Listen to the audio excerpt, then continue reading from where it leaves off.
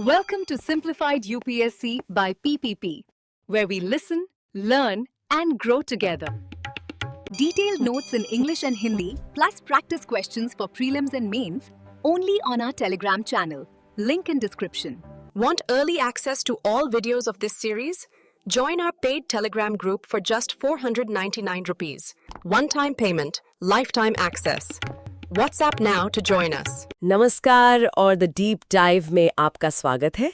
आज हम उस दौर की बात करने वाले हैं जब दुनिया का नक्शा लगभग रातों रात बदल गया था। एक ऐसी दुनिया सोचिए जहां सिर्फ दो महाशक्तियां थीं, हर मुद्दे पर आमने सामने, और फिर अचानक उनमें से एक ताश के पत्तों की तरह बिखर गई।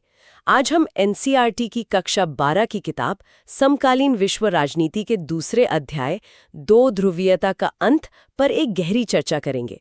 ये यूपीएससी की तैयारी करने वालों के लिए तो बहुत ही ज़रूरी विषय है, और हमारा मिशन सिर्फ फैक्ट्स बताने नहीं बल्कि उन घटनाओं के पीछे के क्यों और तो क्या को समझना है। और हाँ, इस सफ़र को शुरू करने से पहले हम अपने सभी सुनने वालों से कहना चाहेंगे कि वे हमारे YouTube चैनल को सब्सक्राइब करें और हमारी पेड मेंबरशिप ज्वाइन करके हमें सपोर्ट करें। आपका यही सपोर्ट हमें आपके लिए ऐसा यूज़फुल कंटेंट लगातार लाने की हिम्मत देता है। तो चलिए शुरू करते हैं।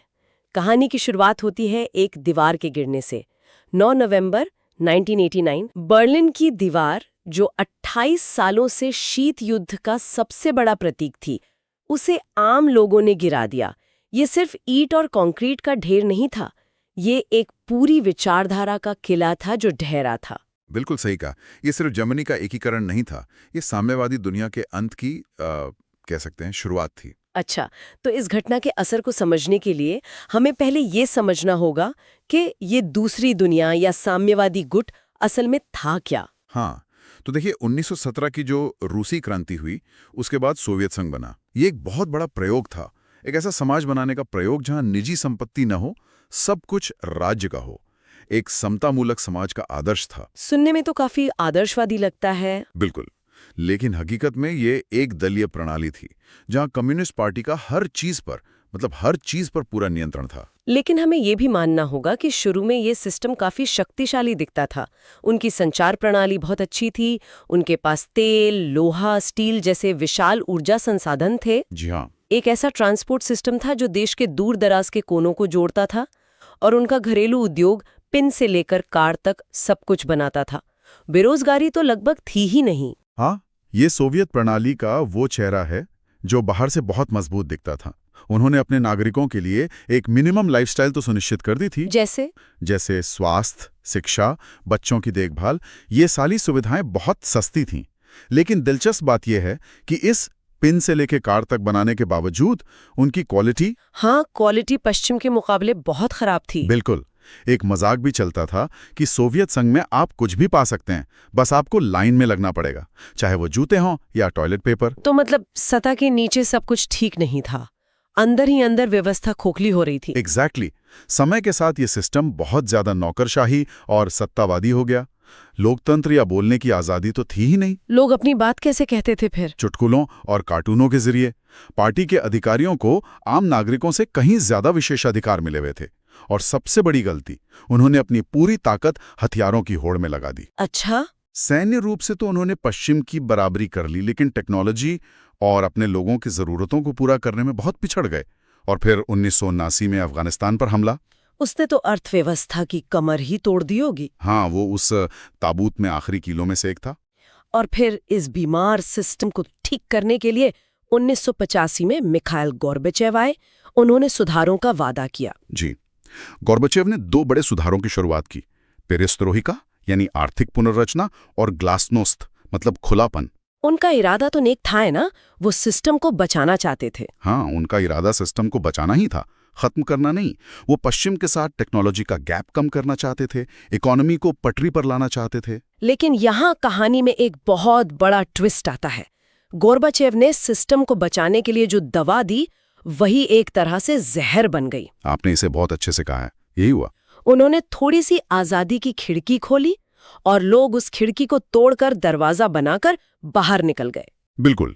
जैसे ही ग्लासनोस्ट के तहत लोगों को बोलने की थोड़ी आजादी मिली, उन्होंने उन सारी समस्याओं पर बोलना शुरू कर दिया जिन्हें 70 सालों से दबाया गया था। जी। और जब उन्होंने पश्चिम की तरक्की देखी और अपनी हालत से तुलना की तो उनका गुस्सा फूट पड़ा। और इसी ने राष्ट्रवाद की भावना को भी हवा दी होगी। हाँ, खुलेपन की नीति ने सोवियत संघ के अलग-अलग गणराज्यों, खासकर रूस, बाल्टिक देशों, यूक्रेन, जॉर्जिया, इन सब में राष्ट्रवाद और संप्रभुता की चिंगारी को भड़का दिया। और इसी उथल-पुथल के बीच 1991 में तख्ता पलट की कोशिश हुई। जी, कम्युनिस्ट पार्टी के जो कट्टरपंथी थे, उन्होंने गोर्बाचेव के सुधारों को रोकने की कोशिश की, उन्हें नजरबंद कर दिया। पर वो कोशिश नाकाम रही। हाँ, और उसका उल्टा असर हुआ।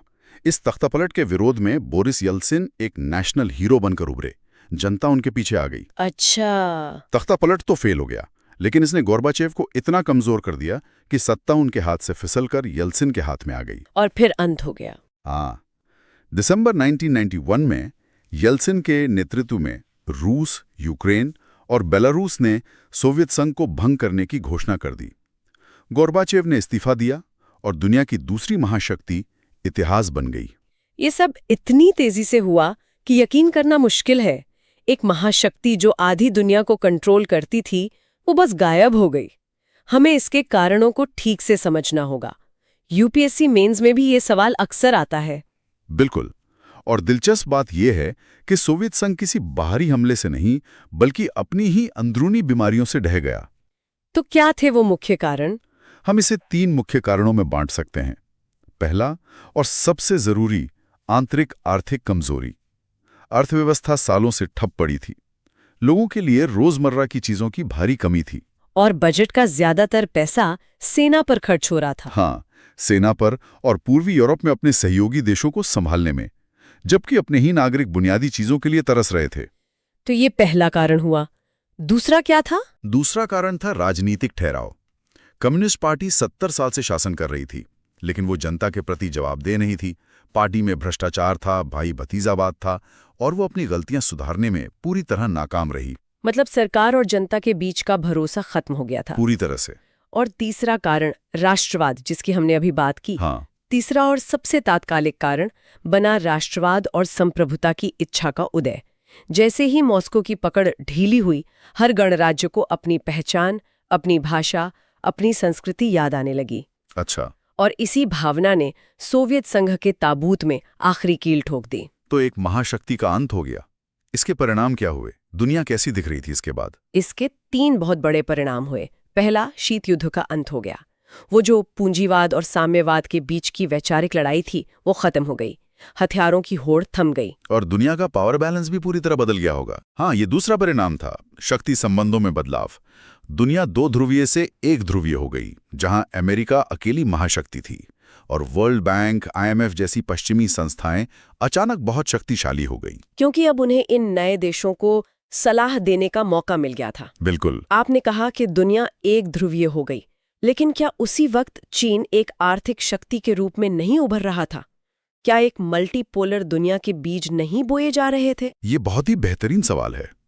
देखिए, तात्कालिक रूप से 1990 के दशक में दुनिया अमेरिकी वर्चस्व वाली ही नजर आ रही थी, लेकिन आप बिल्कुल सही हैं, उसी मलबे से एक बहुध्रुवीय दुनिया के बीज भी अंकुरित हो रहे थे। और तीसरा परिणाम? तीसरा बड़ा परिणाम था नए देशों का उदय। सोवियत संघ के टूटने से 15 नए देश दुनिया के नक्शे पर आ गए। तो इन नए देशों को एक नई आर्थिक व्यवस्था की जरूरत थी, और जो समाधान उन्हें दिया गया उसका नाम था शॉक थेरेपी।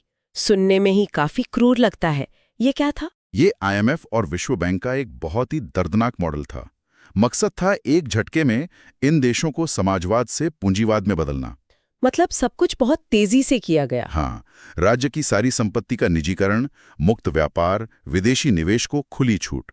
सोच ये थी कि एक तेज झटका देकर इकोनॉमी को हमेशा के लिए बदल दिया जाए। पर इसका नतीजा क्या निकला? आम लोगों पर क्या असर हुआ? नतीजा विनाशकारी था। इसे इतिहास की सबसे बड़ी गराज सेल कहा गया। रूस के 90% उद्योगों को निजी हाथों को औने पौने दामों पर बेच दिया गया। ओह! रूसी मुद्रा, रूबल की कीमत इतनी गिरी कि लोगों की जीवन भर की जमा पूंजी मतलब कागज के टुकड़े बन गई। गरीबी बढ़ी और एक नए माफिया वर्ग का जन्म हुआ, जिसने देश की आर्थिक गतिविधियों पर कब्जा कर लिया। ये तो पूरी तबाही का दौर था। ऐसे में भारत जैसे पुराने दोस्त इस सब को कैसे देख रहे थे? हमारे रिश्तों पर इसका क्या असर पड़ा? ग्राउंड क्या था? कॉमन ग्राउंड था एक बहुध्रुवीय विश्व का सपना। मतलब एक ऐसी दुनिया जहां कोई एक देश दादागिरी ना करे। 2001 में हुए सामरिक समझौते के बाद से दोनों देशों के बीच 80 से ज्यादा समझौते हुए हैं। तो ये रिश्ता दोनों के लिए ही फायदेमंद रहा। हाँ बिल्कुल। भारत को कश्मीर जैसे मुद्दों पर रूस का समर्थन मिलता है, रूस हमारे ऊर्जा जरूरतों में मदद करता है, वहीं रूस के लिए भारत हथियारों का दूसरा सबसे बड़ा बाजार है। और सांस्कृतिक संबंध भी तो बहुत गहरे हैं। बहुत ज्यादा। राज कपूर से लेकर अमिताभ बच्चन तक रूस और पूर्व सोवियत देशों में घर-घर में जाने जाते हैं। अंध था। इसने दुनिया का नक्शा और करोड़ों लोगों की जिंदगी को हमेशा के लिए बदल दिया। हमने एक विचारधारा का पतन, नए राष्ट्रों का जन्म और एक नई विश्व व्यवस्था की कह सकते हैं दर्दनाक शुरुआत देखी। और सुनने वालों के लिए एक विचार ये है, सोवियत संघ तो टूट गया, लेकिन क्या केंद्रीकृत नियंत्रण और पश्चिम के प्रति गहरे शक की वो सोवियत मानसिकता रूस और दूसरे पूर्व सोवियत राज्यों की राजनीति से सच में गायब हो गई है? ये विरासत आज उनके एक्शंस जैसे यूक्रेन में युद्ध या चीन के साथ उनके बढ़ते संबंधों को कैसे आकार दे रही है? हम उम्मीद करते हैं कि ये गहरी पड़ताल आपके लिए उपयोगी साबित हुई होगी। इस तरह के और विश्लेषण के लिए हमारे YouTube चैनल को सब्सक्राइब करना और हमारी पेड मेंबरशिप से जुड़ना न भूलें। आपका सहयोग ही हमें आपके लिए ऐसा कंटेंट लाते रहने में मदद करता है। अगली बार तक सीखते रहें। Thanks for watching. Follow us on Telegram and Instagram. Don't forget to like, share, and subscribe.